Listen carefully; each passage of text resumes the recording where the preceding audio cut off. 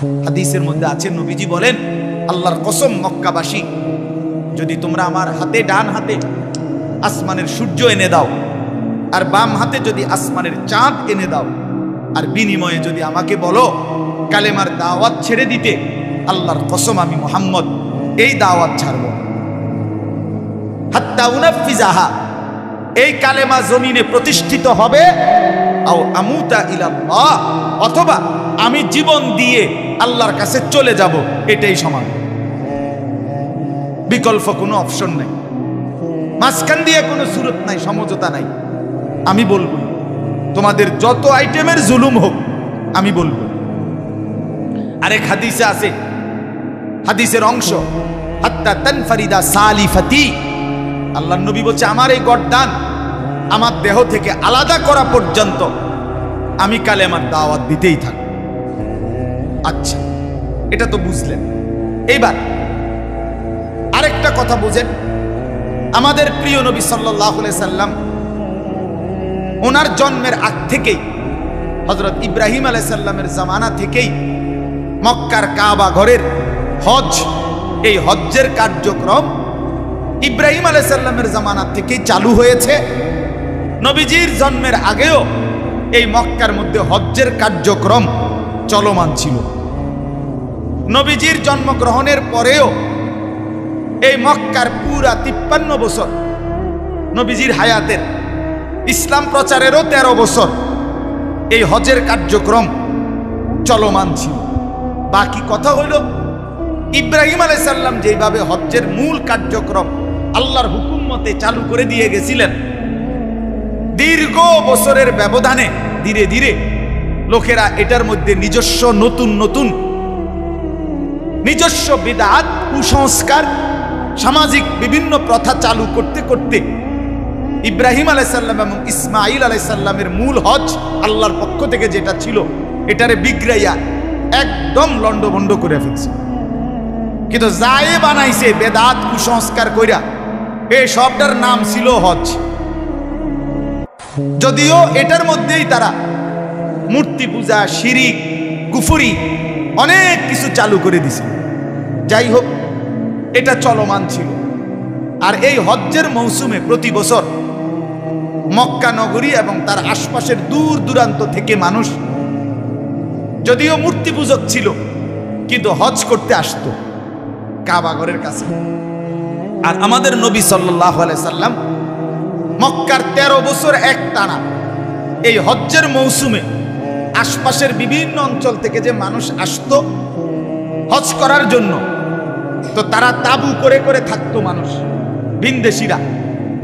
বিশেষ করে মক্কার থেকে কাছাকাছি মিনা, এখনো যেখানে তাবু আছে, হাজি সাবরা গিয়া থাকে, এই মিনার পুরা অঞ্চল চতুর্দিকে বহির্বিশ্ব মানে অন্য জায়গার থেকে আসা মানুষগুলো তাবু গাইরা হজের সময়টা এখানে থাকতো ওই জাহিলি যুগে।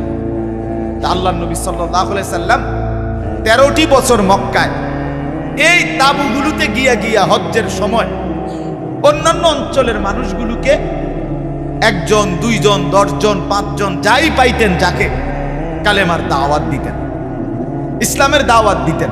তাবুতে ঘুরে ঘুরে দুয়ারে দুয়ারে দুয়ারে দুয়ারে, কখনো 1 জন, কখনো 2 জন, কখনো 10 জন, কখনো 5 জন, যা পাইতেন তিনি শুধু বলতে থাকতেন, কবি ইধার কবি উধার, কখনো এদিকে কখনো সেদিকে, কবি জমি পর কবি আরশ পর, কখনো নিচে কখনো উপরে, কবি দর বদর, কখনো দুয়ারে দুয়ারে। এই ছিল নবীজির দাওয়াত, কালেমার দাওয়াত, দাওয়াত ও তাবলীগের এই মেহনত। তো এই আল্লাহর নবী সাল্লাল্লাহু আলাইহি সাল্লাম এই যে ঘুরে ঘুরে দাওয়াত দিতেন অন্যান্য অঞ্চলের মানুষদেরকে হজের মৌসুমে, রাসূলুল্লাহ সাল্লাল্লাহু আলাইহি সাল্লাম মক্কায় যে 13 বছর ছিলেন, এই 11, 12, 13 এই শেষের 3 বছরে, এর মধ্যে 11তম বছরে এই দাওয়াত দিতে দিতে এক পর্যায়ে বিভিন্ন তাবুতে যাইতে যাইতে একদিন নবীজি এই হজ্জের মৌসুমে 11তম বছর 6 জন এমন লোক পাইছেন যারা ছিল এই আজকে যেটা মদিনা, ওই সময় নাম ছিল ইয়াসরিব, ওই অঞ্চলের মানুষ। নবীজি তাদেরকেও কালেমার দাওয়াত দিছেন ধারাবাহিকভাবে। এরা 6 জন নিজেদের মধ্যে আলোচনা করে পরস্পর একমত হইছে যে আমরা ইহুদিদের মুখে মদিনায় ইয়াসরিবে শুনছি শেষ জামানার একজন নবী আসবে, তার নাম হবে মুহাম্মদ, তার বাবার নাম হবে আব্দুল্লাহ, তার বংশ হবে কুরাইশ। এভাবে যেমনে যেমনে শুনছে নবীজি পরিচয় দেওয়ার পরে এমনি এমনি 100 মিলছে সব কিছু, একেবারে দাগ নম্বর খতিয়ান বিএস সিএস আরএস সব মিলছে বালামত। এই 6 জন মাশওয়ারা কইরা পরামর্শ কইরা নবুয়তের 11তম বছর আল্লাহ নবী সাল্লাল্লাহু আলাইহি সাল্লামকে সাথে কাছে হজের মৌসুমে মক্কায়, যদিও তারার বাড়ি হলো মদিনা মানে ইয়াসরিব, ওইখানে তারা এই 6 জন রাসূলুল্লাহ সাল্লাল্লাহু আলাইহি সাল্লামের হাতে কালেমা পড়ে মুসলমান হয়ে গেছে। এরা ফিরে গেছে এলাকায়, এরা এবার দাওয়াতি কাজ করছে। পরের বছর, আমি সংক্ষেপে বলতেছি, পরের বছর মানে 12তম বছর এরা আগের 5 জন ওই গত বছরের আর নতুন করে আরো 7 জন লোক ওই ইয়াসরিব মদিনার থেকে আনছে। আইনা এবার হলো কয়জন? এই দ্বিতীয় বছর 12 জন ওনারা রাসূলুল্লাহ সাল্লাল্লাহু আলাইহি সাল্লামের হাতে 12তম বছরে ওনারা কালেমা পড়ে মুসলমান হয়েছে। এই হইল এবার 12 জন। তৃতীয় বছর এ মানে শেষ বছর, 13তম বছর নবীজির মক্কার জীবনের 13তম বছর। এই দিন এই বছরে হজ্জের সময় ওই ইয়াসরিব থেকে এই 12 জন মেহনত কইরা এক বছরে এইবার তারা নতুন করে লোক আনছে সর্বমোট 72 জন। 72, এর মধ্যে 70 জন পুরুষ, 2 জন নারী। এই 72 জন আল্লাহ রাসূল সাল্লাল্লাহু আলাইহি ওয়াসাল্লামের হাতে কালেমা পড়ে মুসলমান হয়েছে। এখন কথাটা বুঝেন, এই তৃতীয় বছর মানে 13তম বছর কালেমা পড়ছে কতজন? কথা বলেন না, 72 জন। এরা এই যে 13 বছর নবীজির উপরে অকথ্য জুলুম নির্যাতন চলতেছে, এটি তো আজ 3 বছর ধরে তারা শুনছে না? এরাও শুনছে। বিস্তারিত শুনে তারা দ্বিতীয় বছর থেকেই 12 জন যে বছর আইছিল সে বছরই তারা বলছিল, ইয়া রাসূলুল্লাহ, আপনি আমাদের মদিনা ইয়াসরিবে চলেন, আমরা সেখানে আপনাকে আশ্রয় দেব, আপনার দ্বীনের কাজে আমরা সাহায্য করব, যে কোনো রকমের সহযোগিতা আমরা করব, আপনি আসেন আমগো এলাকায়, হিজরত করে চলে আসেন। আল্লাহ নবী ওই বছর ফিরায় দিছে যে না, আচ্ছা ঠিক আছে, আমি এটা দেখব, আমার আল্লাহর ফয়সালা যখন তখন। কিন্তু এই শেষ বছর 13তম বছর যখন মানে তৃতীয় বছর যখন এবার মুসলমান হয়েছে কত? 72 জন। এবার সংখ্যাটা একটু ভারী কিনা? এবার 72 জন এক যুগে প্রিয় নবী সাল্লাল্লাহু আলাইহি সাল্লামকে জোরালো অনুরোধ করছে, ইয়া রাসূলুল্লাহ, কোনোভাবে আপনি আর এই মক্কায় থাইকেন না, আপনার উপরে দিনকে দিন জুলুম অত্যাচার নির্যাতন সীমা ছাড়ায় গেছে, আপনি আমাদের ইয়াসরিবে আসেন, আমরা সবাই মিলে ইসলাম গ্রহণ করবে, বাকি লোকরাও, আর আমরা আপনাকে আপন করে নেব। এই বছর আল্লাহর ইশারায় আল্লাহ নবী সাল্লাল্লাহু আলাইহি ওয়াসাল্লাম সম্মতি দিছে, রাজি হইছে আর কি, যে ইনশাআল্লাহ আমি রাজি হলাম, কিছুদিনের মধ্যেই আমার সাহাবীরা হিজরত করবে, আর আল্লাহ তাআলা চূড়ান্ত যখন টাইম বলবে তখন আমিও হিজরত করব। আল্লাহ নবী সাল্লাল্লাহু আলাইহি সাল্লাম, কথাটা বুঝেন, এই কথা যখন সিদ্ধান্ত হইল তখন মক্কার কয়েকজন সাহাবী ওই মদিনার 72 জনকে বলল যে তোমরা যে নবীকে নিবা, এর মধ্যে রাসূলুল্লাহ সাল্লাল্লাহু আলাইহি সাল্লামের চাচা আব্বাস, উনি তখনও কালেমা পড়ে নাই, কিন্তু ওই তৃতীয় বায়াতের সময় তৃতীয় বছর নবীজি উনাকে সাথে রাখছিলেন, ওনাকে আদর করত, তখন পরে কালেমা পড়ছে। এই চাচা বিশেষ করে বলছে মদিনার এই ইয়াসরিবের 72 জনকে যে তোমরা যে আমার ভাতিজা মুহাম্মদকে নিতে চাচ্ছ, গোটা মক্কা সমস্ত কুরাইশ কিন্তু তার বিরুদ্ধে, এখন তাকে যে তোমরা সেখানে নিবা, তাকে নিরাপত্তা দিতে হইলে, আশ্রয় দিতে হইলে তোমরা কিন্তু এই কুরাইশদের, মক্কার লোকদের ভীষণ বিরোধিতার মুখোমুখি হইবা, যুদ্ধ করতে হবে। জান বাজি রেখে, লড়াই করে, জীবন বাজি রেখে রাসূলুল্লাহ সাল্লাল্লাহু আলাইহি সাল্লাম মুহাম্মদকে তোমরা রক্ষা করতে হবে। এখন বুঝে শুননা তোমরা বলো নিবানি, কথা বুঝছেন কি না বলে? আল্লাহ নবী সাল্লাল্লাহু আলাইহি সাল্লামের এই সাহাবীরা ৭২ জন, ওনারা এক বাক্যে বলছে আমরা আমাদের জীবনের সবটুকু দিয়ে হলেও আপনাকে রক্ষা করব। আমরা রাজি, আমরা আমাদের সব দিয়া, আমাদের জান, আমাদের মাল সবটুকু দিয়ে, সর্বস্ব দিয়ে আমরা আপনি এবং আপনার অনুসারী মক্কার মুসলমানদেরকে নিরাপত্তা আশ্রয়ের জন্য যা করতে হয়, জীবন দিতে হলে জীবন দেব, যা বলেন আমরা তাই রাজি, আপনি আসেন। এই সাহাবীরা যখন এই কথা বলছে, নবী সাল্লাল্লাহু আলাইহি সাল্লাম খুব খুশি হয়েছে, আল্লাহ নবী সাল্লাল্লাহু আলাইহি সাল্লামও সম্মতি দিয়েছে। তখন ৭২ জনের মধ্যে একজন সাহাবীর নাম ছিল মদিনার, ওনার নাম হলো আব্দুল্লাহ ইবনে রাওয়াহা রাদিয়াল্লাহু তাআলা আনহু। উনি মদিনার এই ইয়াসরিবের এই ৭২ জনের একজন। উনি আবার দাঁড়াইছে, দাঁড়াইয়া উনি আবার বলছে, হে আল্লাহর নবী মুহাম্মদ, সাফ সাফ আল্লাহর ব্যাপারে আমাদেরকে কি দিতে হবে আর আপনার ব্যাপারে আমরা কি দিতে হবে আপনারে, আপনি আমগো এলাকাত আইলে এটা আবারও ক্লিয়ার পরিষ্কার বলেন, আমরা এই কথার উপরে আপনার হাতে হাত রাখা বায়াত হইতে রাজি।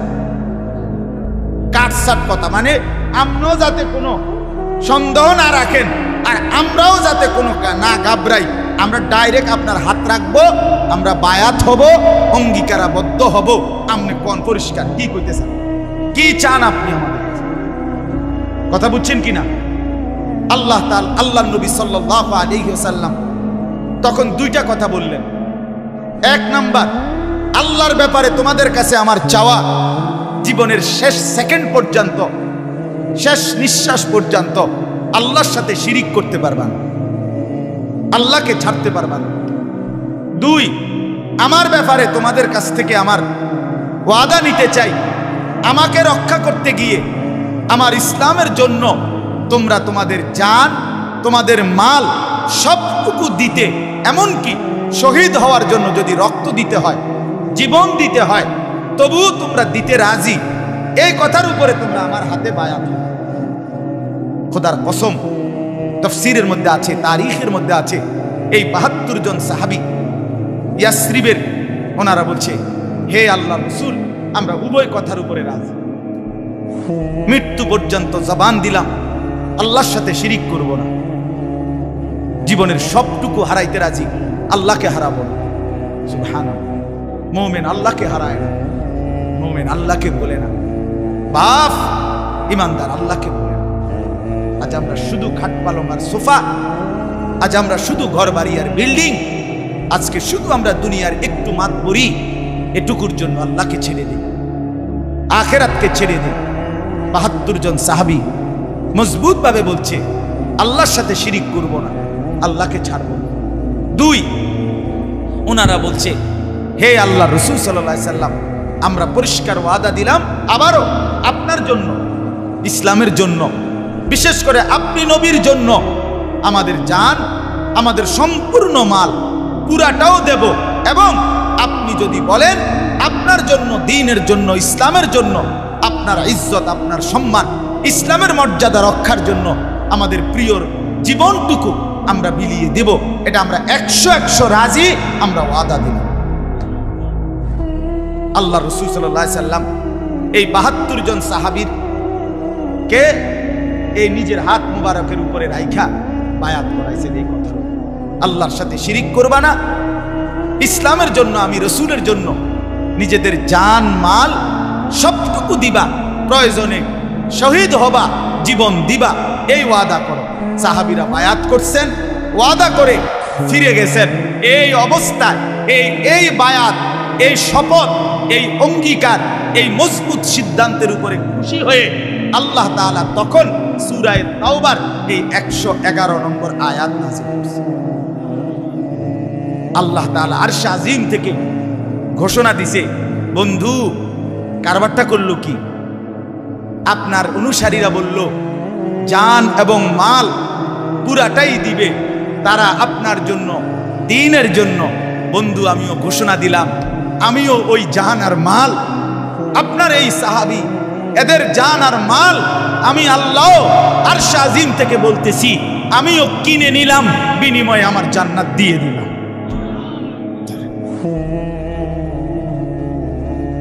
ওরা বলছে জান আর মাল দেবে, আমি আল্লাহ নিলাম, আমি কিনে নিলাম, বিনিময়ে জান্নাত দিয়ে দিলাম। ইন্নাল্লাহ আশতারা, নিশ্চয়ই আল্লাহ কিনে নিয়েছেন, মিনাল মুমিনিনা, ঈমানদারদের থেকে, আনফুসাহুম ওয়া আমওয়ালাহুম, তাদের জান এবং মাল, বিআন্না লাহুমুল জান্নাহ, এই মূল্যে যে তাদেরকে জান্নাত দিয়ে দিবেন। আল্লাহ বলে বন্ধু এরা ওয়াদা দিয়েছে, ইউকাতিলুনা ফি সাবিলিল্লাহ, তারা জীবনপণ মৃত্যু পর্যন্ত আল্লাহর রাস্তায় জিহাদ করবে, আল্লাহর রাস্তায় জীবন দেবে, আল্লাহর রাস্তায় যুদ্ধ করবে, ঈমান বাঁচানোর জন্য, ইসলামের জন্য তারা যুদ্ধ করবে, জিহাদ করবে, তারা সংগ্রাম করবে।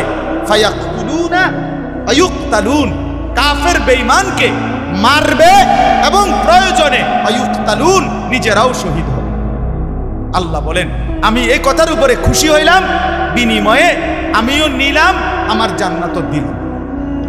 সুবহানাল্লাহ, ওয়াদান আলাইহি হাক্কান, আল্লাহ বলে এটা কিন্তু আমার পাক্কা ওয়াদা, আমি যে জান্নাত দেমু কইছি এটা আমার পাক্কা ওয়াদা, মজবুত ওয়াদা। এরপরে আল্লাহ বলেন বন্ধু এদেরকে শুনাইয়া দেন পিছনের তাওরাত কিতাব, পিছনের ইনজিল কিতাব আর আজকের এই কোরআন, সব কিতাবে আমি এই ওয়াদা দিলাম যে আমি আল্লাহ, কোন মুমিন যদি তার জান এবং মাল আমাকে দিতে রাজি হয়, আমি আল্লাহ আমার জান্নাত তাকে দিয়ে দিলাম। এই ওয়াদা ফিত তাওরাতে ওয়াল ইনজিলে ওয়াল কোরআন, তাওরাতেও এই ওয়াদা দিলাম, ইনজিলেও এই ওয়াদা দিলাম, আজকে কোরআনেও এই ওয়াদা। এরপরে আল্লাহ বলেন ওমান আওফা বিআহদিহি মিনাল্লাহ, কেউ যদি আল্লাহকে প্রশ্ন করে আল্লাহ কথা ঠিক থাকবো তো, জান দিমু কিন্তু কইছি, মালও দেব, আপনি জান্নাত দিবেন তো? আল্লাহ বলে আরে বান্দা বলো কি, আমি আল্লাহর চাইতে ওয়াদা রক্ষাকারী বেশি আর কি। ওমান আওফা বিআহদিহি মিনাল্লাহ, আল্লাহর চাইতে বেশি ওয়াদা রক্ষাকারী কে হইতে পারে? কে হইতে পারে? এরপরে আল্লাহ বলেন ফাস্তাবশিরু বিবাইইকুমুল্লাযী বায়াতুম বিহি, অতএব হে আমার বান্দারা, আমি আল্লাহর সাথে যেই লেনদেন করছো, আমার রাসূলের কাছে যেই লেনদেন করছো, যেই ওয়াদা করেছো, এই ওয়াদার বরকতে, এই বেচা কিনার বরকতে, এই লেনদেনের বরকতে জান্নাতের সুসংবাদ নিশ্চিন্তে গ্রহণ করো। ওয়াদালিকা হুয়াল ফাউজুল আযীম, আর এটাই হলো আল্লাহ বলে মুমিনের সবচেয়ে বড় সফলতা। মুমিন জীবন দিবে, মুমিন জান দেবে, মুমিন মাল দেবে, মুমিন তার জিন্দেগীর সবটুকু আল্লাহকে দিবে, বিনিময়ে আল্লাহ থেকে জান্নাত নিবে। আমার বাপ, আপনারা এই আয়াতের তর্জমাও বুঝলেন, আপনারা এই আয়াতের পেছনের ঘটনাটাও বুঝলেন। কি বুঝলেন? খোলাসা, এটাই আমার কথা শেষ। আমরা কি সারাংশ বুঝলাম? আমরা সারাংশ এই বুঝলাম, আমরা এটুকু বুঝলাম, আমাদের এই হায়াত, আমাদের সম্পদ উভয়টাই আমাদেরকে ইমানদার হতে হলে আল্লাহকে দিয়ে দিতে হবে। কাকে দিয়ে দিতে হবে বলেন? বিনিময়ে আল্লাহ তাআলা চিরস্থায়ী জান্নাত আমাদেরকে দেবেন। আরেক আয়াতে আছে, সূরা সফের মধ্যে আছে, মুমিন জানমাল আমাকে দিলে আমি আল্লাহ জান্নাত তো দেব। ওই আয়াতে আরেকটা কথা আছে, ওয়া উখরা তুহিব্বুনাহা নাসরুম মিনাল্লাহি ওয়া ফাতহুন করিব ওয়া বাশশিরিল মুমিনিন। আল্লাহ বলে আখিরাতের জান্নাত দেব, আর দুনিয়াতে আমার পক্ষ থেকে সাহায্য এবং অত্যাসন্ন খুব দ্রুত বিজয় দান। কিন্তু মুসলমান বাপ আমার, বন্ধু আমার, আমি আগে রেডি হইতে হবে, আমি আল্লাহকে দেব কিনা, বিনিময়ে আল্লাহ আমাকে।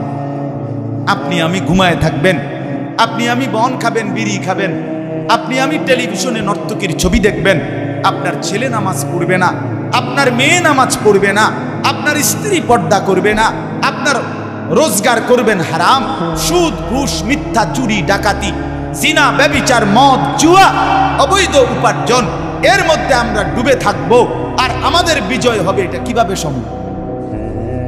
আজ আমরা বুঝতেছি না। আল্লাহ তো ওয়াদা দিছে, জান দাও আমাকে, মাল যেখানেই দিবে এরকম আমি জান্নাতও দেব, আমি বিজয়ও দেব। এই যে আজকে যারা ফিলিস্তিনের ভিতরে ৭৫ বছর ধরে ইসরায়েলের ইহুদি কুত্তাদের সাথে যারা শহীদ হচ্ছে, রক্ত দিতেছে, যেই মুজাহিদরা যুদ্ধ করছে সরাসরি, খোদার কসম তারা নিজেদের জানও দিচ্ছে, নিজেদের মালও দিতেছে, নিজেদের পরিবারকে পর্যন্ত বিসর্জন দিতেছে আল্লাহর জন্য। অচিরেই কোনো সন্দেহ নাই ৭৫ কিংবা ১৫০ বছর, ১৫০ বছর কিংবা ২০০ বছর, খোদার কসম রব্বে কাবার কসম, যদি সূর্য ওঠে চাঁদ ওঠে তো বিজয় হবে ফিলিস্তিনিদের ইনশাআল্লাহ। কোনো সন্দেহ নাই, কোনো সন্দেহ। মুমিন হারবে না, মুমিন হারবে না, মুজাহিদ হারবে না, আল্লাহর রাস্তার বাহাদুররা হারে না, সময় লাগবে। অতএব আজকে আমরাও এটা বুঝা দরকার, আমরাও বুঝা দরকার। আজকে আমাদের গাফলতি সীমাহীন, আমাদের খামখেয়ালি সীমাহীন। আমার ভাই, এই কয়জন মানুষ বুঝেন আজকে চতুর্দিকের পৃথিবীতে ফিলিস্তিনের মুসলমান আজকে ৭৫ বছর ধরে নির্যাতিত, কাশ্মীরের মুসলমান আজকে ৭৬ বছর ধরে নির্যাতিত, জুলুমের শিকার, জীবন দিচ্ছে। রোহিঙ্গা মুসলমান আজকে ৫৯ বছর, ১৯৬৪ সাল থেকে নির্যাতিত মুসলমান, দিক দিগন্তে নির্যাতিত। অতএব আজকে আমরা যারা আছি, আমরা বাংলাদেশ, আমরা এই কয়জন মানুষ, আমরা যে পরিমাণ অব্যাহত, আমাদের ঘরে পরিবারে রাস্তাঘাটে, আমাদের চলতে ফিরতে মুসলিম জনসমাজ, আমরা যে পরিমাণ আল্লাহর নাফরমানিতে লিপ্ত, আমাদের উপরেও কিন্তু মুসিবত ঘুরছে, আমাদের উপরেও আল্লাহর পক্ষ থেকে আযাব আসছে। কাফের বেঈমান আর জালেমদের জুলুম আমাদের উপরেও ঘুরছে। মনে রাখেন, এই অব্যাহত গুনাহ শান্তি দিবেন, আখিরাত তো নাই, দুনিয়াতেও শান্তি দিবেন। আপনি কল্পনা করেন ফজরের নামাজে এই মহল্লার আশপাশের একটি ইউনিয়নের একটি গ্রামের 10টা মসজিদে ফজরের নামাজ ঘুরে দেখেন, ফজরের নামাজের মুসল্লি কই? আহা, মুসলমানগুলো কোথায়? এরা আল্লাহকে পছন্দ করে না, আল্লাহকে পছন্দ করে না। আপন বাবা জীবিত, মা জীবিত, অথচ মুসলমানের সন্তান আপন মা বাপ জীবিত থাকার পরেও নিজ ঘরে বছরের পর বছর নামাজ পড়ে না, পর্দা করে না। মারও আফসোস নাই, বাবারও আফসোস নাই। এভাবে বাঁচবে কিভাবে? এভাবে টিকবে কিভাবে?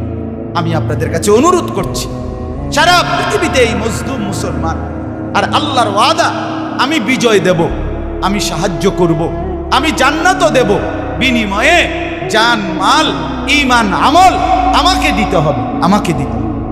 এই জন্য আমি অনুরোধ করছি, আমরা প্রত্যেকেই যদি বুঝে থাকি, ভাবতে থাকি, ইসলাম নিয়ে যদি কারো ভাবনা হয়, মজলুম মুসলমান নিয়ে যদি কারো কলিজায় ব্যথা হয়, আমাদের প্রত্যেকের করণীয়, আমরা যেন প্রত্যেকেই আল্লাহর দিকে ফিরে আসি। তুবু ইলাল্লাহি জামিআন আইয়ুহাল মুমিনুন। আল্লাহ তাআলা বলেন,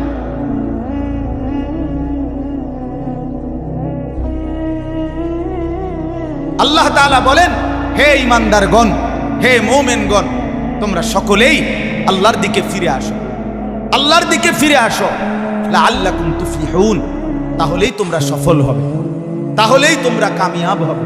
আল্লাহর দিকে না ফিরলে, সেজদা না করিলে, আমরা আল্লাহকে না ডাকলে, আল্লাহর গোলামি না করলে আমাদের বিজয় আসবে না, আমাদের সফলতা আসবে না। আমি অনুরোধ করছি, একজন হলে একজনই বুঝেন, 10 জন হইলে 10 জন বুঝেন। একটা যুবকও যদি বুঝে থাকো বাপ, আমি অনুরোধ করছি, তুমি না ফিরলে, তুমি সেজদা না দিলে, তুমি আল্লাহর নাফরমানি না ছাড়লে ইসলামের বিজয় আসবে না। তুমি উলঙ্গ ছবি দেখলে, নর্তকীর নাচ দেখলে, বেনামাজি জিন্দিগি দিনের পর দিন কাটাইলে, আমার বন্ধু, এভাবে জিন্দিগি আমাদের সুখ আসবে না। আখিরাত তো নাই, দুনিয়াও না। আমি অনুরোধ করলাম, আমরা প্রত্যেকে ইনশাআল্লাহ আল্লাহর দিকে ফিরি, নিজের স্ত্রী, নিজের ছেলে, নিজের মেয়ে, নিজের মা, নিজের বোনকে আল্লাহর বন্দিগি ঈমান আমল পর্দা পুশিদা নামাজের উপরে অভ্যস্ত করার চেষ্টা করব, বলেন ইনশাআল্লাহ। সর্বশেষ একটা আবেদন আছে, সেই আবেদনটা হলো, আপনারা সবাই জানেন ফিলিস্তিনের মজলুম মুসলমান, লক্ষ মুসলমান বাড়িহারা, ঘরহারা, একটা ঘর 23 লাখ মুসলমানের একটা ঘর আর মাটির উপরে অক্ষত নাই। হাজার হাজার মুসলমান, মা, মেয়ে, নারী, শিশু, বাচ্চা রক্তে জমিন ভাসতেছে। মুসলমান তার লাশটুকু আপন মাতৃভূমিতে, ইয়াহুদি এই কুত্তারা, ইসরায়েলের এই বেঈমান, ইউরোপের এই জারজ সন্তান, এই সন্ত্রাসী ভাড়াটে মাস্তান, এরা এইখানে মুসলমানের জমিনে মুসলমানের লাশটা পর্যন্ত দাফন করতে দিচ্ছে না। আজকে তাদের এই আস্ফালন, মাত্র 92 লক্ষ ইসরায়েলের জনশক্তি, এই অল্প কিছু কাফের 180 কোটি মুসলমানের বিরুদ্ধে অহংকার জুলুম করছে আমেরিকার, ইউরোপের দাপটের উপরে ভরসা করে। এই জন্য আমরা বিনীত অনুরোধ করছি, সারা পৃথিবীর মুসলমানদের আবেদন এটা, আমরা যেন ঘরে ঘরে আমাদের মা, আমাদের মেয়ে, আমাদের স্ত্রী, আমাদের ছেলে, আমাদের ভাই, যার রক্তে ইমানের রক্ত আছে, মুসলমান মায়ের পবিত্র দুধ যারা খাইছেন, যারা ইসলাম পরিচয় দেন, আপনাদের সবার কাছে অনুরোধ, কমপক্ষে এই একটা প্রতিবাদ, যে মার্কিন এবং ইসরায়েলি পণ্য আমরা সবাই বর্জন করব ইনশাআল্লাহ। বলেন ইনশাআল্লাহ, বলেন ইনশাআল্লাহ। আপনাদের সবার কাছে অনুরোধ, আপনাদের স্ত্রীদেরকে বলবেন, মেয়েদেরকে বলবেন, আপনাদের মাকে বলবেন, আপনাদের ছেলেকে বলবেন, লাক্স সাবান ব্যবহার করবেন না, ডাব সাবান ব্যবহার করবেন না, ফেয়ার অ্যান্ড লাভলি ব্যবহার করতে দিবেন না, আপনারা পন্ডস ক্রিম ব্যবহার করবেন না, ক্লোজ আপ, পেপসুডেন্ট ব্যবহার করবেন না, Surf Excel, Wheel powder, Rin powder এটা ব্যবহার করবেন না, পেপসি, 7 আপ, কোক এগুলো ব্যবহার করবেন না। কিনলে একটা পানির বোতল আছে, একুয়াফিনা একটা পানির বোতল আছে, এগুলো আপনারা ব্যবহার করবেন না। মার্কিন এবং ইসরায়েলি এই বেঈমানদের পণ্যের উপরে থুতু মারবেন, থুতু মারবেন, থুতু মারবেন আপনারা। বলেন ইনশাআল্লাহ, বলেন ইনশাআল্লাহ। যদি রক্তে ইসলাম থাকে তো এই কথা মনে রাখেন, নাই তো মনে রাখেন যদি 2 জন 5 জন বলেন যে আমি মানলে আর কি হইব, না কিনলে কি হইব, আমনের মতো 2-4 জন অপদার্থ ইসলাম না মানলেও, ওলা আমাদের কথা না মানলেও আল্লাহর দিন ঠিকই বিজয়ী হবে, মুসলমান হারবে না ইনশাআল্লাহ। আমনে কামে লাগলেন নারী, আমনে কামে লাগছেন নারী, ইসলাম জিতবে, মোমেন জিতবে ইনশাআল্লাহ, ফিলিস্তিনে জিতবে, মুসলিম মুজাহিদরাই ইনশাআল্লাহ জিতবে ইনশাআল্লাহ। অতএব আমরা সবাই আলহামদুলিল্লাহ, আমরা আমাদের মাদ্রাসা আশরাফুল উলুম, আপনারা জানেন বিন্দারসর আমাদের যে মাদ্রাসা, প্রায় 400 ছাত্র আমাদের মাদ্রাসায়। আমরা বলার পরে আমাদের এই ছোট্ট ছোট্ট বাচ্চারা, তাদের প্রত্যেকের কাছে সাবান, ছোট শ্যাম্পু, যা যার কাছে ছিল, পেপসুডেন্ট, ক্লোজ আপ, মানা হয় 3 বালতি, সব কিছু জমা দিয়া ফেলাই দিছে, সব কিছু ফেলে দিছে। বলছে যে একটা পণ্য যেন আমরা না ব্যবহার করি, ঘরকে ঘর, ঘরকে ঘর। আমাদের বাচ্চারা পর্যন্ত ইনশাআল্লাহ বলছে যে চিপস যেন হয়, মার্কিন পণ্য না হয় কোনো কিছু। এই জন্য আমরা মার্কিন এবং ইসরায়েলি পণ্য বর্জন করব, বলেন ইনশাআল্লাহ। আমাদের মাকে বলবেন, আপনার স্ত্রীকে বলবেন, ফেয়ার অ্যান্ড লাভলি ছাড়াই তোমারে সুন্দর লাগে, লাখ সাবান না ডললেও তোমারে ভাল লাগে, বলেন, বলেন ইনশাআল্লাহ, বলবেন তো ইনশাআল্লাহ। এটা বড় প্রতিবাদ হবে, এটা বড় প্রতিবাদ হবে। আমরা কিছুই করতে পারলাম না। আপনি যদি বলেন সার্ফ এক্সেল ছাড়া কাপড় পরিষ্কার ভালো হয় না, লাক্স সাবান ছাড়া গাও পরিষ্কার হয় না, ফেয়ার অ্যান্ড লাভলি ছাড়া চেহারা ভালো দেখায় না। আরে বন্ধু, কাপড় যদি একটু কমও পরিষ্কার হয়, কাপড় যদি একটু কমও পরিষ্কার হয়, শরীর যদি একটু কমও পরিষ্কার হয়, এর চাইতে আমার মোমেনের, আমার মা আর বোন, আমার বাচ্চাদের রক্তের দাম আরো বেশি। আমার মা রক্তাক্ত, আমার বোন রক্তাক্ত, আমার বাচ্চা মাসুম ভাইরা লাশের মধ্যে গড়াগড়ি খাচ্ছে, মোমেনের তাজা খুনে জমিন ভেসে গেছে। এই অবস্থায় এতটুকু যেন আমরা করি, করবেন তো ইনশাআল্লাহ। আপনারা দ্বীনকে ভালোবাসবেন, মাদ্রাসাকে ভালোবাসবেন, কোরআনকে ভালোবাসবেন, নিজের ছেলেকে দ্বীন শেখাবেন, মেয়েকে দ্বীন শেখাবেন, বলেন ইনশাআল্লাহ। দিবা নিশি উঠতে বসতে আপনারা প্রত্যেকেই মজলুম ফিলিস্তিনিদের জন্য দোয়া করবেন। করবেন তো ইনশাআল্লাহ?